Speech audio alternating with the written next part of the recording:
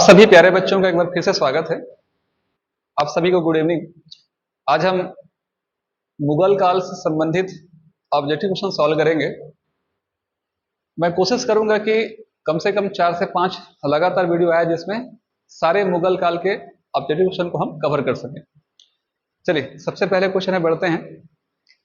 अकबर ने अपने शासन के 24वें वर्ष पैमाइश पर आधारित नई राजस्व व्यवस्था आरंभ की थी। उस व्यवस्था का नाम क्या था? 1570 से 71 के दशक में अकबर के शासनकाल में अकबर के राजस्व मंत्री राजा टोडरमल के द्वारा एक नई व्यवस्था स्थापित की गई थी। उस व्यवस्था का नाम दहसाला या जब्ती व्यवस्था है। टैक्स वसूलने की इस व्यवस्था के अंतर्गत भूमि की पैमाइश की सही माप हो सके और सही तरीके से टैक्स वसूला जा सके, टैक्स की चोरी ना हो, इसके लिए जो खालसा भूमि का क्षेत्र था, खालसा भूमि का तात्पर्य है ऐसी भूमि जिस पर राजा का प्रत्यक्ष नियंत्रण स्थापित हो, ऐसी भूमि को खालसा भूमि कहा जाता था।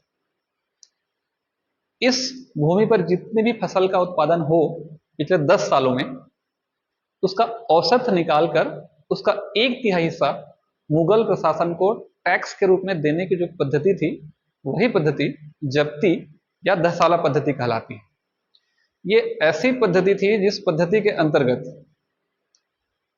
खालसा भूमि के कुछ ही भागों में से लागू किया गया था, जैसे लाहौर, दिल्ली, मुल्तान, पाटलिपुत्र, इन्हीं क्षेत्रों पर, इलाहाबाद, इसे स्थापित किया गया था। टैक्स की चोरी ना हो सके और सही तरीके से टैक्स वसूल सके, इस व्यवस्था को बनाने के लिए से लाया गया था। चलिए सेकेंड क्वेश्चन की ओर बढ़ते हैं। सेकेंड क्वेश्चन है हमारा, 1576 में हल्दी घाटी का प्रसिद्ध इनमें से किसके बीच में लड़ा गया था? देखिए बहुत इंपॉर्टेंट क्वेश्चन है ये। 18 जून 1576 को अकबर और महाराणा प्रताप के बीच में युद्ध हुआ। सिसोदिया वंश के शासक राणा उदय सिंह, जिनके बेटे महाराणा प्रताप थे, इनके बीच में जब ये युद्ध हुआ, तो जब इस युद्ध की स्थिति में अकबर इस युद्ध में हिस्सा लेने के लिए खुद नहीं गए थे, बल्कि नेतृत्व करने के लिए राजा मान सिंह और आसफ खान को भेजा गया था। जब ये युद्ध हुआ था तो इस युद्ध में महाराणा प्रताप खुद उपस्थित होते हैं और राजा मान सिंह जहां पर स्थित रहते हैं, उनके हाथी के होंदे के पास पहुंचकर पहले महावत की हत्या करते हैं और उनकी जान को जोखिम में डाल देते हैं। ये जब घटना घटित होती है तो क्योंकि महाराणा प्रताप एक विशेष राजकीय मुकुट धारण करते हैं जो दूर से दिखाई देता है कि वो महाराणा प्रताप हैं, इस स्थिति को यानी मानसिंह की जान खतरे में देखकर सारे मुगल सैनिक उनको घेर लेते हैं। वहां से वो बच के निकलते हैं और राणा झाला करके एक सरदार उनके खुद मुकुट पहन करके अपना बलिदान देकर के उनको वहां से बचा कर निकलते हैं। ठीक है, तो वो एक ऐतिहासिक युद्ध था, इसे आपको जानना चाहिए। इसलिए जब भी आप फोटो वगैरह देखते हैं तो उसमें महाराणा प्रताप और एक हाथी का फोटो दिखाता है, वो उसी चीज को एक्सप्रेस करता है। महाराणा प्रताप ने ये कसम भी खाई थी, मैं मुगलों को राजस्थान से हटा के रहूंगा और जब तक ऐसा नहीं करता हूं तब तक मैं सही तरीके से बिस्तर पर लेटूंगा नहीं, यानी गद्देदार बिस्तर का प्रयोग नहीं करूंगा। वो जमीन पे सोते थे और घास फूस खाते थे। इसलिए राजस्थान की गलियों में आज भी महाराणा प्रताप की वीरता के गाथे गाए जाते हैं। तो थोड़ा सा कंफ्यूजन आपको यहाँ पर ऑप्शन को लेकर के हो सकता है कि उदय सिंह भी दिया है। उदय सिंह के पिता थे जिन्होंने उदयपुर की स्थापना की थी, और उदय सिंह के साथ अकबर है, राणा प्रताप के साथ अकबर है और राणा प्रताप के साथ मानसिंह भी है। युद्ध का नेतृत्व मानसिंह ने किया था, लेकिन युद्ध किनके बीच में हुआ था, किन दो शासकों के बीच में हुआ था, ये हमारे सवाल का असली मर्म है। तो आपको ध्यान रखिएगा, यह सही आंसर हमारा अकबर और महाराणा प्रताप होगा, न कि मानसिंह और राणा प्रताप। चलिए ठीक है, नेक्स्ट क्वेश्चन की ओर बढ़ते हैं।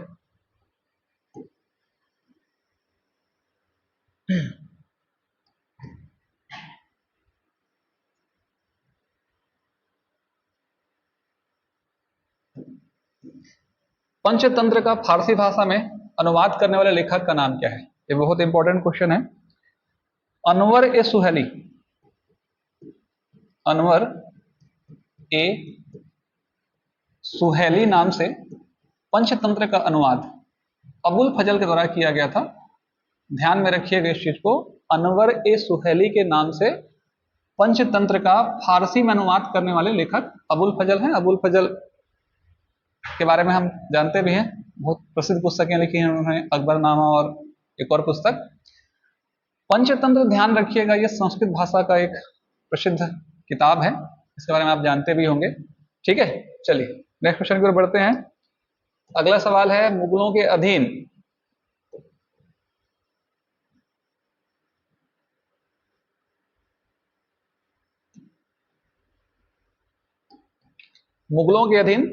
प्रांत के नागरिक और सैनिक प्रशासन का प्रमुख इनमें से कौन था? मुगल प्रशासनिक व्यवस्था की जब हम बात करते हैं तो मुगल प्रशासनिक व्यवस्था मुख्य रूप से 3 हिस्सों में बटी थी: केंद्रीय प्रशासनिक व्यवस्था, प्रांतीय प्रशासनिक व्यवस्था और स्थानीय प्रशासनिक व्यवस्था। इस क्वेश्चन में एकदम क्लियर टू क्लियर नहीं बोला गया है कि कैसी व्यवस्था के बारे में बात की जा रही है। फिर भी जो मीर बख्शी नाम का एक पद हुआ करता था, वो मीर बख्शी, ध्यान रखिएगा, केंद्र स्तर पर मीर बख्शी का जो पद है वो सैनिक प्रशासन के दृष्टिकोण से सर्वोच्च पद हुआ करता था। अगर हम वरीयता क्रम की सूची देखें तो तीसरे नंबर पर आता था वकील, सबसे पहले मुगल बादशाह, फिर वकील यानी वजीर को मुगल काल में वकील कहा जाता था या वजीर कहा जाता था। आप जानते भी होंगे अकबर के समय में वकील जो है बैरम खां थे, जहांगीर के समय में उनके ससुर थे। तो सैनिक और नागरिक प्रशासन की जब बात की जाती है तो अगर केंद्रीय स्तर पर बात की जाएगी तो मीर बख्शी होगा, और अगर प्रांतीय स्तर पर बात की जाएगी तो वहां बख्शी होगा। ठीक है, सैनिक प्रशासन का मतलब यह हुआ सैनिकों की भर्ती करना, सैनिकों को वेतन देना, सैनिकों पर नियंत्रण स्थापित करना, और साथ ही साथ उनके नागरिक अधिकारों की सुरक्षा या व्यवस्था करने का जिम्मा जिस शख्स के हाथ में था वो पद है बख्शी। चलिए नेक्स्ट क्वेश्चन की ओर बढ़ते हैं।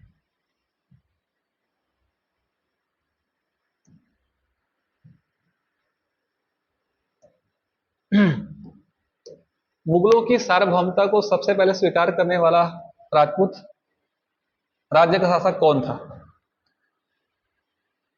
चलिए देखिए, अकबर जब शासन कर रहे थे तो अपने साम्राज्य विस्तार की नीति के तहत उन्होंने अलग अलग राज्यों के साथ, राजपूत राजाओं के साथ वैवाहिक संबंध स्थापित किया।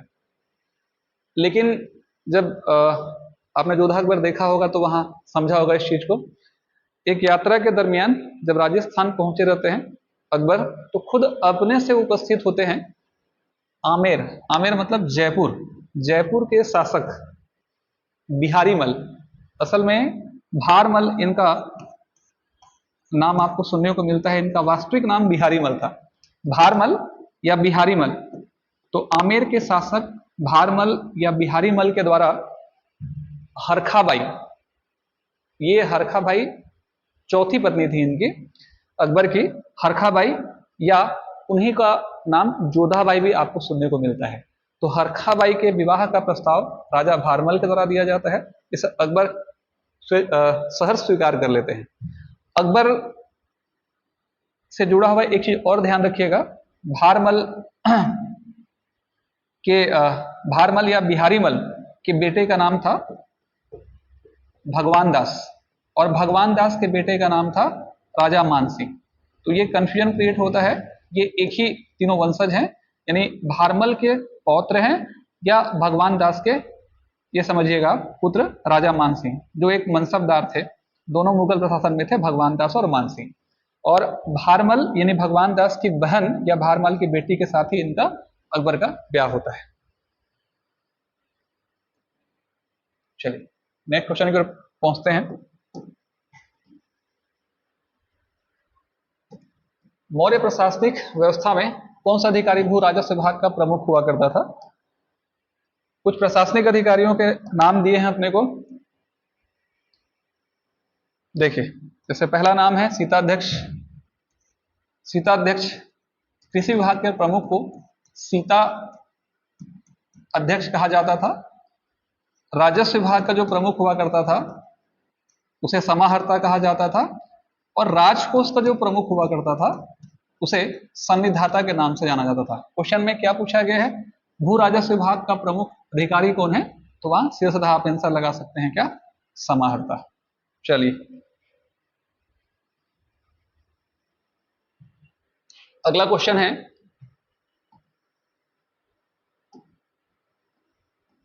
निम्न में से किस मुगल शासक के शासनकाल में तंबाकू की कृषि का आरंभ हुआ?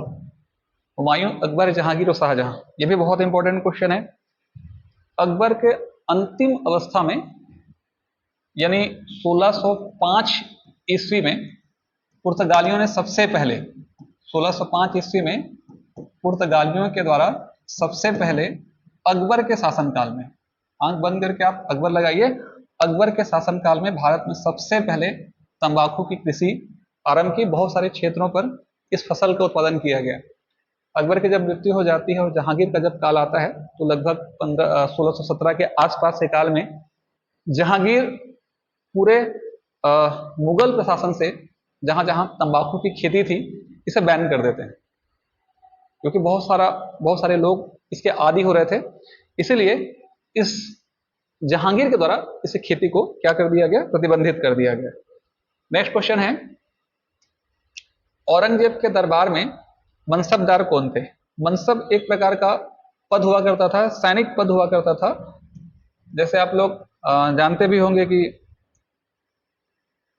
सेना में जैसे पद होते हैं, या तो पुलिस व्यवस्था में श्रेणियां बटी होती है, TI, SI, SI, TI, DSP वगैरह वगैरह, उस प्रकार से सेना को भी अलग अलग डिवाइडेशन किया गया था, पद अनुरूप डिवाइड किया गया था, उसे मनसब कहते थे। और जो जितने अधिक मनसब का व्यक्ति होता था उसका अधिकार मुगल प्रशासन में उतना अधिक होता था। तो औरंगजेब के दरबार में मनसबदारों की संख्या पूछी गई है, या मनसबदार कौन था इस प्रश्न को पूछा गया है। औरंगजेब के दरबार में अगर हम मनसबदार की बात करेंगे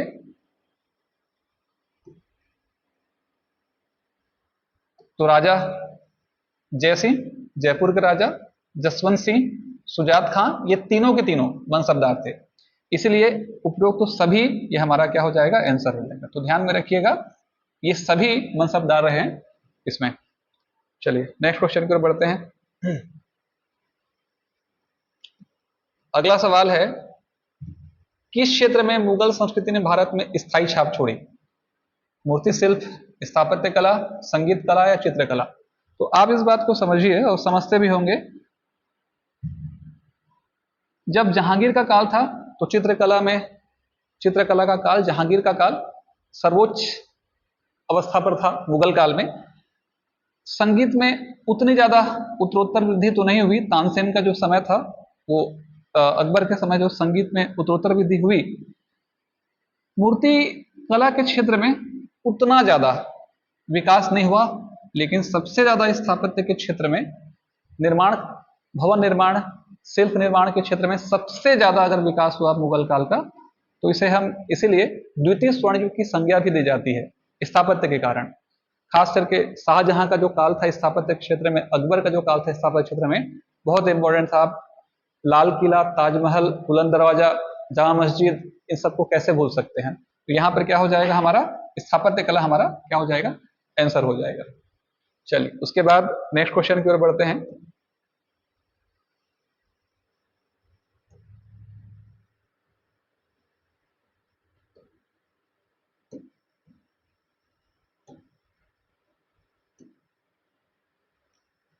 मुगल प्रशासन के संबंध में कौन सा कथन असत्य है? देखिए बहुत ध्यान से समझेंगे, जब मुगल प्रशासनिक व्यवस्था से बहुत सारे क्वेश्चन हर एक एग्जाम में पूछे जाते हैं। मुगल प्रशासन के संबंध में कौन सा कथन जो है वो असत्य है? मुगल प्रशासन केंद्रीकृत निरंकुशवाद पर आधारित था, बिल्कुल सही है, 100% जेन्युइन आंसर है, ये सही है। आपने देखा भी होगा मुगल प्रशासन जो था पूरी तरह से मुगल बादशाह के ऊपर डिपेंडेबल था। निरंकुशता के आधार पे शासन किया गया। इसमें सिर्फ एक ही ऐसे शासक रहे अकबर, जिन्होंने इस चीज को लेकर के फ्लेक्सिबिलिटी अपनाई। यानी अगर हम अकबर के शासनकाल को छोड़ दें तो उसके अलावा जितने भी मुगल शासन हुए हैं, सभी शासकों ने अपने हिसाब से प्रशासन को अपने आधार पर, निरंकुशता के आधार पर प्रशासन किया। ठीक है, तो ये वाला हिस्सा तो बिल्कुल सही होगा। इसकी रूपरेखा इस्लामी कानून के अनुसार बनाई गई थी, ये भी बिल्कुल सही है। प्रशासन में मनसबदारों की भूमिका महत्वपूर्ण थी, बहुत इंपॉर्टेंट है, क्योंकि सभी प्रशासनिक अधिकारियों को जात और सवार के रूप में ऊंचे ऊंचे मनसब दिए जाते थे। 5,000 और 7,000 के जो जात होते थे वो बड़े पद माने जाते थे। सेना की कैटेगरी को मनसब कहा जाता था, तो इसीलिए ये भी हिस्सा अपने आप सही हो जाएगा। केंद्र द्वारा सूबों पर दोहरा नियंत्रण स्थापित किया गया था, पूरी तरह से ये सही नहीं है। प्रांतों पर दोहरा नियंत्रण स्थापित करने के बजाय प्रांतीय प्रशासन दोहरा नियंत्रण नहीं था, बल्कि केंद्रीकृत प्रणाली थी। मतलब पूरी तरह से सर्वे सर्वा राजा हुआ करता था। इसीलिए ये हमारा सही आंसर होगा, ध्यान रखिएगा। चलिए नेक्स्ट क्वेश्चन की ओर बढ़ते हैं।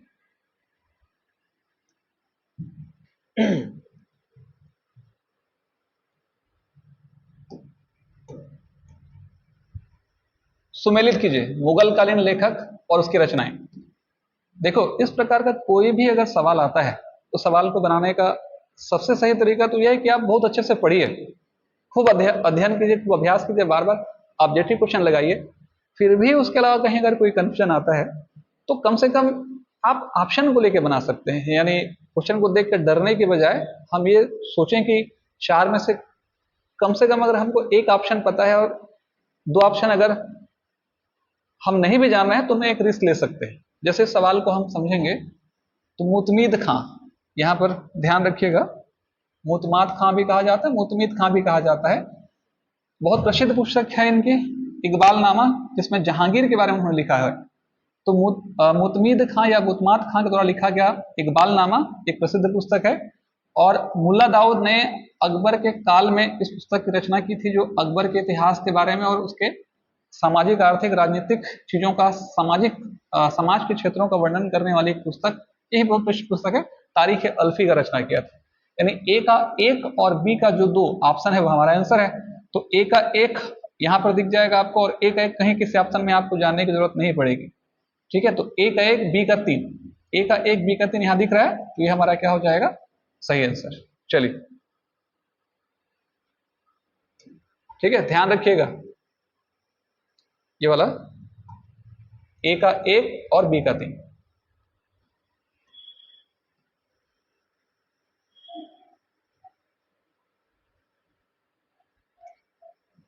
मुगल भारत में व्यापार के विकास के निम्न कारण थे। मुगलों ने एक विशाल साम्राज्य की स्थापना की थी, यातायात के साधनों को सुधारा था। चलिए, मुगल भारत में व्यापार का विकास कहीं भी किन कारणों से हो सकता है। जाहिर सी बात है, मुगल एम्पायर एक बहुत बड़े क्षेत्रों पर फैला हुआ था। अकबर के काल में सर्वाधिक क्षेत्र इसमें शामिल हो गए थे, और दक्षिण के क्षेत्रों को जीत करके औरंगजेब ने इसके क्षेत्र को और बढ़ा लिया। तो इसीलिए विशाल साम्राज्य की स्थापना की थी, तो बिल्कुल सही होगा। अब इतने विशाल साम्राज्य के लिए यातायात और संचार साधनों को जरूर सुधारा था, ये भी सही है। सड़कें बनाई थी, मार्ग बनाया था, यूरोपियों के व्यापार के लिए मुफ्त लाइसेंस दिए थे। 2 मिनट रुकेंगे। और चौथा चीज है, मुगलों ने एक मजबूत मुद्रा व्यवस्था को अपनाया था, ये बिल्कुल सही है। जिस ऑप्शन में ए और बी है वो सही होगा। तो पहले में ए है, दूसरे में बी है, यहाँ ए है, यहाँ बी है, यहाँ ए है, बी है। तो तीसरा ऑप्शन तो बिल्कुल नहीं होगा, इसको आप हटा सकते हैं। अब आपको तीसरे वाले हिस्से को पकड़ना है। अगर तीसरा अगर आपको लगता है कि सही है, तभी हमारा इनमें से कोई एक आंसर बनेगा। यूरोपियों के व्यापार के लिए मुफ्त लाइसेंस प्रदान किए गए थे, सर्वथा असत्य है। कोशिश बहुत हुआ था, पुर्तगालियों ने पहले कब्जा जमाया, उसके बाद फिर जहांगीर के काल में लगातार 3 से 4 अलग अलग सर टॉमस रो वगैरह का आपने पढ़ा होगा, वो आए थे इनकी यात्रा पर। उन्होंने भरपूर प्रयास किया, लेकिन किसी को मुफ्त लाइसेंस नहीं मिल पाया। बड़ा मुश्किल से एक ही अंग्रेज को सूरत पर व्यापार करने का अधिकार मिलता है। तो मुफ्त लाइसेंस बांटे गए थे, ये सर्वथा जो है क्या है, असत्य है। तो ये वाला हिस्सा हमारा नहीं होगा, और जिस ऑप्शन में ये नहीं है वो हमारा क्या हो जाएगा, आंसर हो जाएगा। चलिए अगला सवाल है, ये भी बहुत इंपॉर्टेंट क्वेश्चन है, ध्यान रखिएगा। दीन ए इलाही, दैवी एकेश्वरवाद, ठीक है, दीन ए इलाही में प्राथमिक दृष्टि से किस धर्म के अवयव थे? देखिए, दीन ए इलाही धर्म क्या है, कब शुरू किया था?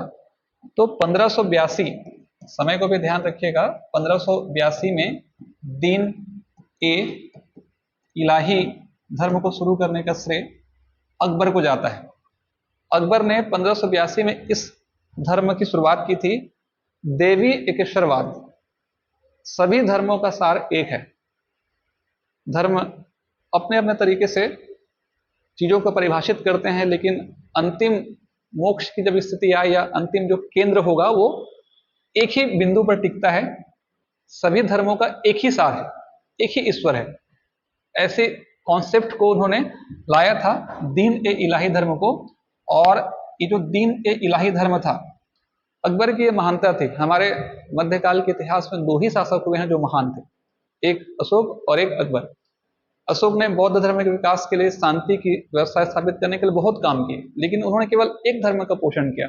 जबकि अकबर का जब काल आया था तो उन्होंने सभी धर्मों को समान महत्व दिया और हर धर्म के विकास के लिए काम किया। इसलिए अकबर और अशोक ये दो महान शासक माने जाते हैं। सभी धर्मों का एक सार हो, इस व्यवस्था को स्थापित करने के लिए उन्होंने एक ऐसा सिस्टम अपनाया जिसका प्रधान जो है अबुल फजल था। इस धर्म में दीक्षा लेने वाला व्यक्ति सम्राट के चरणों में अपना सर झुकाता था। सम्राट अपनी पगड़ी उतारते थे, उसके सर पे पहनाते थे, और अपना शस्त्र यानी चित्र जिसमें अकबर का फोटो बना होता था, और उनके उस टोपी पर अल्लाह अकबर लिया होता था। मतलब इसका मतलब है कि अकबर उसे अपना स्वरूप प्रदान कर रहे हैं, दिया करते थे। और दीन ए इलाही धर्म में दीक्षित लेने वाला व्यक्ति अपने जीवन काल में कुछ प्रमुख नियम को अपनाना पड़ता था उनको, जैसे कि श्राद्ध भोजन करना पड़ता था, विधवा महिलाओं से, कम उम्र की महिलाओं से ब्याह नहीं करना पड़ता था, मांस का त्याग करना पड़ता था। इस प्रकार का एक सिस्टम वहां काम करता था। ध्यान रखिएगा, पूरे इस व्यवस्था में केवल बीरबल ही एकमात्र हिंदू व्यक्ति थे जिन्होंने दीन इलाही धर्म को अपनाया था। इस धर्म को बहुत सारे लोगों ने अपनाया भी नहीं था। इतिहासकारों के ऑब्जर्वेशन के आधार पर लगभग 18 से 20 व्यक्ति ही ऐसे थे जिन्होंने इस धर्म को अपनाया था, क्योंकि अकबर ने किसी प्रकार का प्रचार नहीं किया था, न ही इस धर्म को थोपने की कोशिश की थी। स्वेच्छा से व्यक्ति इस धर्म को समझ करके अगर अपनाए, यही इस धर्म की मूल कॉन्सेप्ट है, उन्होंने यही कहा था। इसलिए ये धर्म बहुत अधिक प्रचारित नहीं हो पाया। तो दीन इलाही में प्राथमिक दृष्टि से किस धर्म के अवयव हैं? तो इस्लाम और हिंदू धर्म को लेकर के इस धर्म को क्या किया गया था, बनाया गया था। चलिए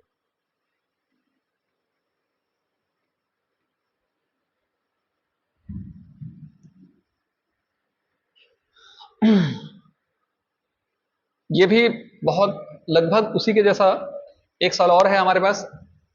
1575 में, 1575 ईस्वी में इबादत खाना की स्थापना फतेहपुर सिकरी में की गई थी।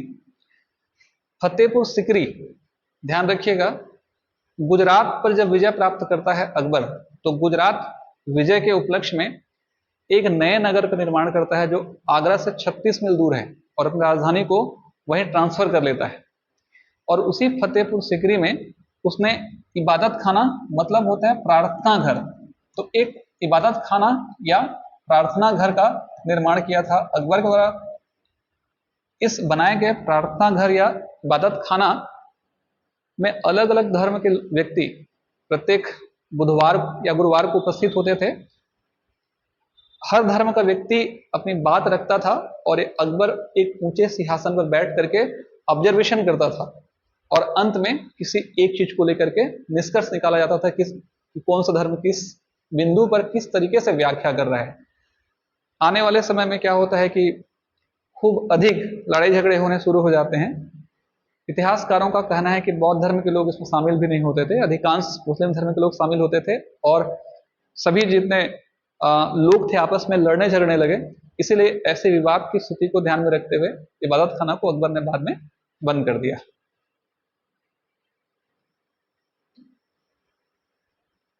चलिए, गीता का फारसी में अनुवाद किसने किया, इस बात को भी, ये भी बहुत इंपॉर्टेंट है।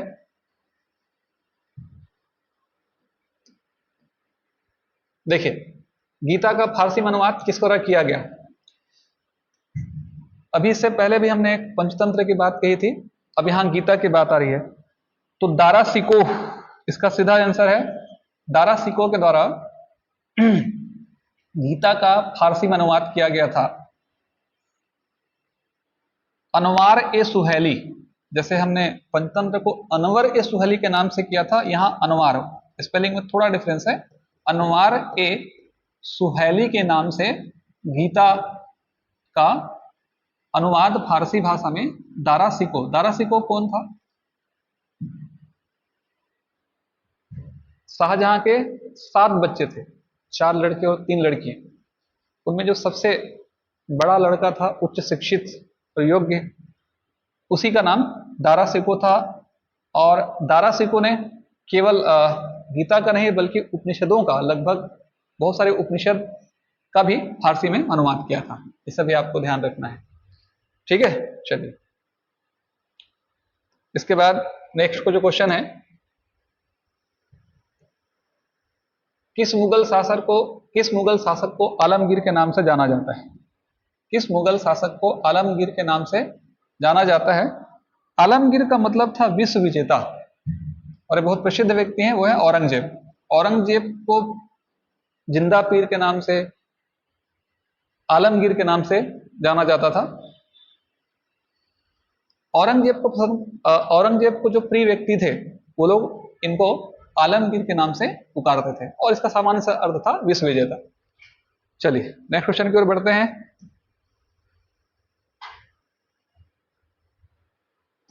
अगला है, मुगलों के अधीन प्रांत के नागरिक और सैनिक प्रशासन का प्रमुख कौन था? इस सवाल को हम लोग शायद बना चुके हैं। चलिए, नेक्स्ट क्वेश्चन की ओर बढ़े, रिपीट हो गया।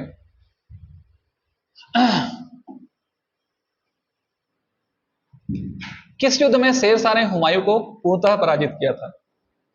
इनमें से कौन सा ऐसा युद्ध है जिस युद्ध में शेरशाह ने हुमायूं को पूर्णतः पराजित किया था? चौसा का युद्ध, चुनारगढ़ का युद्ध, खानवा का युद्ध, या बेलग्राम का युद्ध? शेरशाह के द्वारा हुमायूं को किस युद्ध में पराजित किया गया था, इस बात को हमको समझना है। और दोनों बहुत इंपॉर्टेंट है, कंफ्यूजन आपका बार बार क्रिएट होगा चौसा का युद्ध और बेलग्राम के युद्ध में। जो चौसा का युद्ध हुआ था, वो चौसा का युद्ध हुआ था 1539 में, और बेलग्राम या कन्नौज का युद्ध हुआ था, वो हुआ था 1540 में। तो ध्यान रखिएगा, ये जो बेलग्राम का युद्ध है, इसी युद्ध में पूरी तरह से शेरशाह सूरी ने हुमायूं को हरा करके उसको 15 साल के लिए मुगल प्रशासन से निर्वासित कर दिया।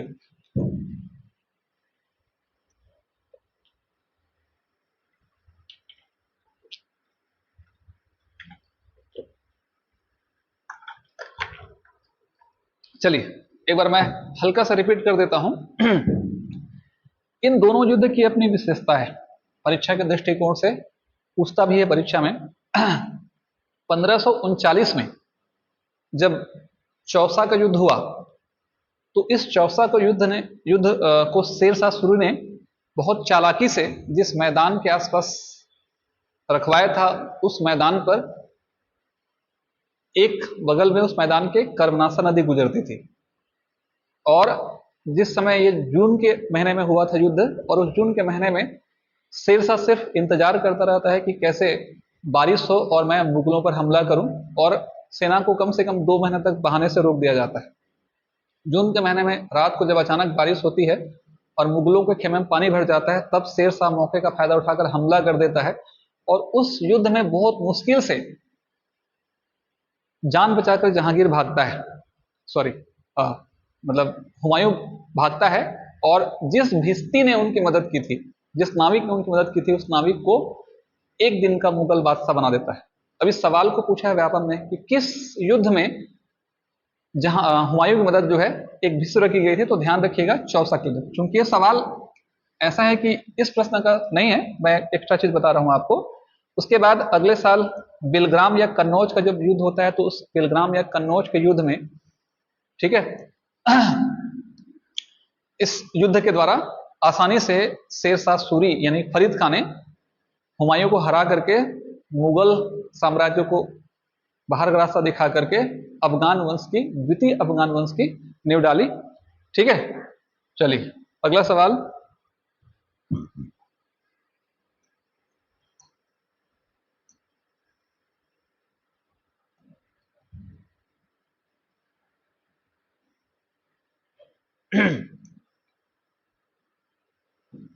कौन सा मुगल मकबरा इस दृष्टि से समझा जाए कि वह ताजमहल की प्रतिकृति है? कौन सा मुगल मकबरा इस दृष्टि से समझा जाए कि वह ताजमहल की प्रतिकृति है? बेबी ताज जिसे कहा जाता है। 1626 से लेकर 1628 की अवधि में, 1626 से 1628 की अवधि में नूरजहां के द्वारा, नूरजहां का असली नाम मेहरुन्निसा था, नूरजहां के द्वारा अपने पिता गियास बेग की स्मृति में एतमादुद्दौला का मकबरा, ध्यान रखिएगा, ठीक है, आगरा में स्थित है ये एतमादुद्दौला का मकबरा बनाया जाता है। एतमादुद्दौला जहांगीर के द्वारा दी गई उपाधि थी, ये हमारा आंसर है। और ये जो मकबरा बनाया गया था, ये मकबरा बहुत सुंदर बना हुआ है, और इस मकबरे का कुछ कॉन्सेप्ट जो है ताजमहल बनाते समय लिया गया है। मतलब ये पहले बना, ताजमहल बाद में बना है, इसलिए इसे बेबी ताज के नाम से भी जाना जाता है।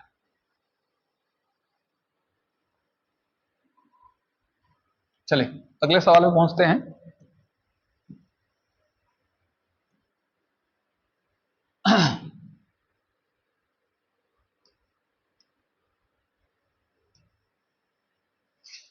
कौन सा कथन अकबर के राजपूत नीति के संबंध में असत्य है? कौन सा कथन, ध्यान रखिएगा, अकबर के राजपूत नीति के संबंध में असत्य है? राजपूतों को सैनिक और प्रशासनिक पद दिए गए, बिल्कुल दिए गए, ये तो सही है।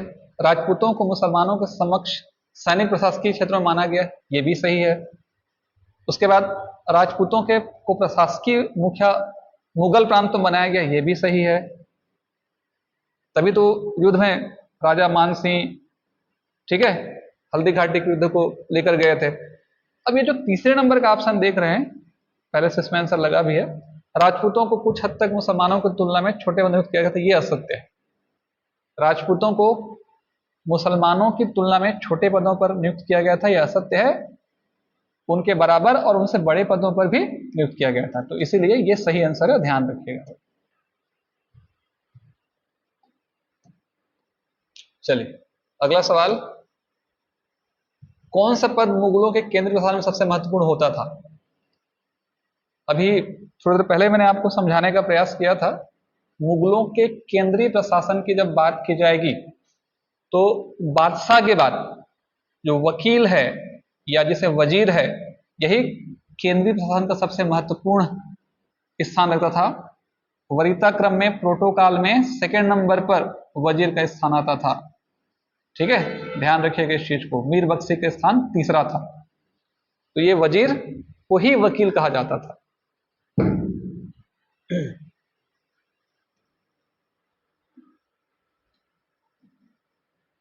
कौन सी मुगल कालीन भूमि कर धारण सबसे महत्वपूर्ण? ये तो हम लोग पहले पढ़ चुके हैं, जप्ती, ध्यान रखिएगा ना, जप्ती को ही धसाला पद्धति के नाम से जाना जाता था। ठीक है, कोशिश करते हैं कि अगले नेक्स्ट क्लास में हम लोग और कम से कम 20 से 25 क्वेश्चन ऑब्जेक्टिव के रूप में लेके इसे खत्म करें। तैयारी करते रहिए, वैकेंसी जरूर आएगी। सभी को शुभकामनाएं।